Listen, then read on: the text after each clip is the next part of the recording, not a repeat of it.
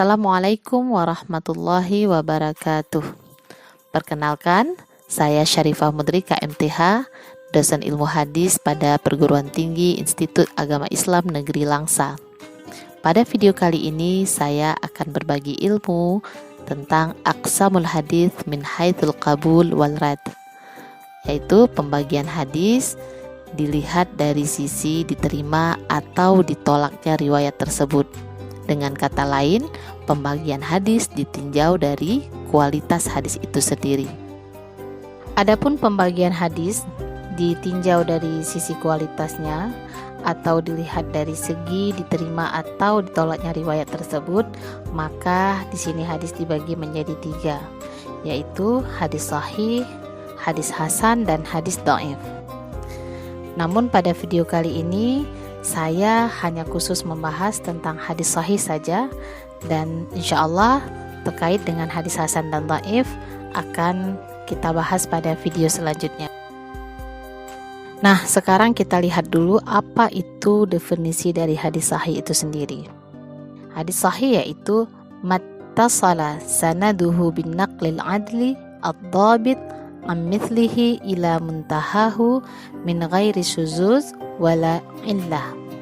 Artinya, sesuatu yang bersambung sanadnya, yang dipindahkan atau diriwayatkan dari seorang yang adil lagi dhabit, dari orang yang semisalnya dari awal hingga akhir tanpa ada syaz, juga tanpa ada illat.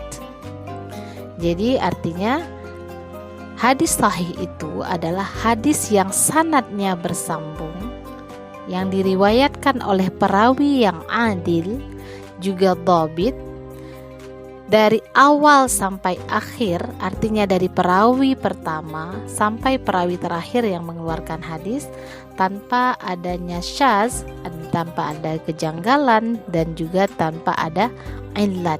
Illat itu adalah kecacatan dari hadis tersebut, baik dari sisi sanadnya ataupun dari sisi matannya. Dengan definisi lain yang senada dengan itu, hadis sahih adalah mattasala sanaduhu biriwayati thiqah anit thiqah min awwalihi ila muntahahu min ghairi syudzuz wala illah. Artinya, sesuatu yang bersambung sanadnya. Yang dimaksud sesuatu di sini adalah hadis ya, atau hadis Rasul yang sanadnya bersambung, biriwayati thiqah, yang diriwayatkan oleh seorang yang thiqah. Thiqah itu sebenarnya sama dengan artinya adil lagi dhabit. Jadi thiqah itu sudah mengandung 2 makna sekaligus. Jadi kalau seorang perawi dikatakan thiqah, maka dapat dipahami bahwa perawi tersebut adalah seorang yang adil lagi dhabit. Jadi biriwayati thiqah anil thiqah, jadi diriwayatkan oleh seorang yang thiqah dari orang yang thiqah pula, min awwalihi ila muntahahu, dari yang pertama, dari perawi pertama sampai perawi yang terakhir, min ghairi syuzuz, tanpa ada syadz, artinya tidak ada kejanggalan, wala illah, dan tidak ada kecacatan. Nah, jadi lebih kurang sama definisi yang pertama tadi dengan definisi yang terakhir ini. Poinnya adalah hadis sahih, hadis yang sanadnya bersambung, diriwayatkan oleh perawi yang thiqah, yaitu di sini artinya perawi yang adil lagi dhabit, tanpa ada syaz, juga tanpa ada illat. Dari definisi yang saya sampaikan tadi, maka kita dapat menyimpulkan bahwa sebuah hadis dikatakan dia sahih jika memenuhi 5 persyaratan atau 5 kriteria. Kriteria pertama yaitu ittisalus sanad. Ittisalus sanad artinya ketersambungan sanad. Yang dimaksud di sini adalah dari perawi pertama sampai perawi terakhir itu mereka saling mengambil dan bersambung. Artinya bersambung di sini mereka hidup di tahun yang sama dan berjumpa. Ya, dari mana kita bisa mengetahui ketemu atau tidaknya satu perawi dengan perawi sebelumnya? Nah, dalam ilmu hadis dalam ulumul hadis ya, ada pembahasan atau ilmu yang membahas tentang para perawi yang disebut dengan ilmu rijal hadis. Nah, ilmu rijal hadis ini terbagi menjadi dua. Ada salah satunya ilmu tarikhur ruwah yang membahas tentang biografi perawi tersebut, mulai dari tahun wafatnya, tahun lahirnya, tahun wafatnya, nama kunyahnya, lakabnya, ya, gurunya siapa saja, muridnya siapa saja. Nah, dari situ dapat ditelusuri bahwa antara perawi satu dengan perawi setelahnya atau sebelumnya itu bertemu atau tidak, mereka hidup di tahun yang sama atau tidak. Jadi di situ dapat dibuktikan bersambung atau tidak sanadnya. Jadi mulai dari para sahabat sampai perawi terakhir. Yang kedua namanya, ada persyaratan kedua adalah adalatur ruwah. Adalatur ruwah ini artinya perawi yang terdapat pada sanad yang bersambung tadi semuanya dipastikan mereka adalah orang yang adil. Apa dari definisi dari adil dalam ilmu hadis?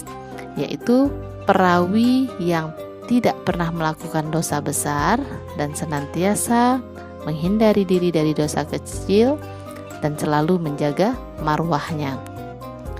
Nah, yang ketiga, syarat hadis itu sahih jika perawi-perawi yang tadinya terdapat dalam sanad adil, kemudian dhabit. Dhabit itu artinya ingatannya kuat.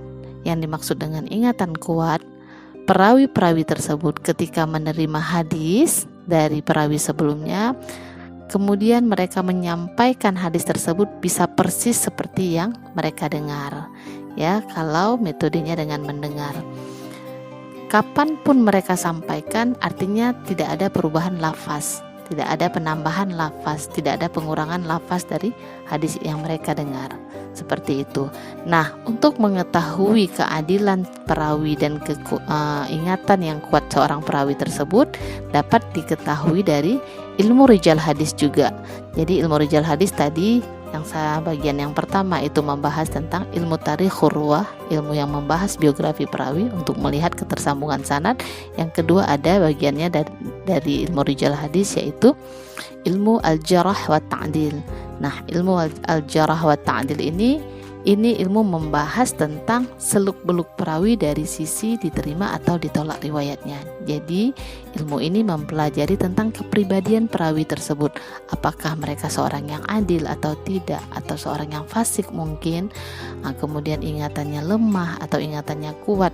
Nah, itu dibahas dalam ilmu jarah wa ta'dil. Jadi kita bisa menelusuri sebuah hadis, sanadnya itu orang-orang perawinya tadi melalui ilmu jarah wa ta'dil dan melalui ilmu tarikhur ruwah. Nah, syarat yang keempat adalah ada musyadz. Ada musyadz itu tidak ada kejanggalan. Bagaimana maksudnya kejanggalan di sini? Artinya hadis yang diriwayatkan oleh perawi-perawi tadi itu tidak bertentangan dengan hadis yang diriwayatkan oleh perawi lain yang lebih thiqah. Artinya orang-orang yang lebih adil dan lebih dhabit, riwayatnya tidak menyalahi riwayat mereka. Seperti itu. Yang terakhir adamul illah, tidak ada kecacatan. Nah, untuk bagian syaz dan illah, untuk bagian kejanggalan dan kecacatan ini tidak dapat diketahui oleh siapapun, setiap orang, ya, melainkan mereka yang menghafal hadis, yang menghafal satu hadis dari banyak jalur, seperti Imam Bukhari misalnya. Jadi Imam Bukhari menghafal satu hadis yang sama tapi dari banyak riwayat, banyak jalur periwayatan. Dari situ maka dapat diketahui ini hadis terdapat syaz atau tidak, ini hadis terdapat illah atau tidak. Kemudian hadis sahih dibagi menjadi dua, yaitu sahih li dzatih dan sahih li ghairih. Sahih li dzatih adalah sahih karena zatnya, sedangkan sahih li ghairih adalah sahih karena yang lainnya. Apa yang dimaksud dengan hadis sahih li dzatih? Hadis sahih li dzatih adalah hadis yang memenuhi semua persyaratan hadis-hadis sahih yang tadi dijelaskan. Artinya hadis yang sanadnya bersambung, perawinya semuanya adil, perawinya dhobit, tidak ada syadz, tidak ada illah. Nah, kalau sebuah hadis memenuhi kriteria itu, maka hadis tersebutlah yang dikatakan dengan hadis sahih lidzati. Jadi dia sudah memenuhi unsur sebagai hadis sahih. Sedangkan hadis sahih li ghairi adalah hadis yang sahih karena yang lainnya. Maksudnya seperti apa?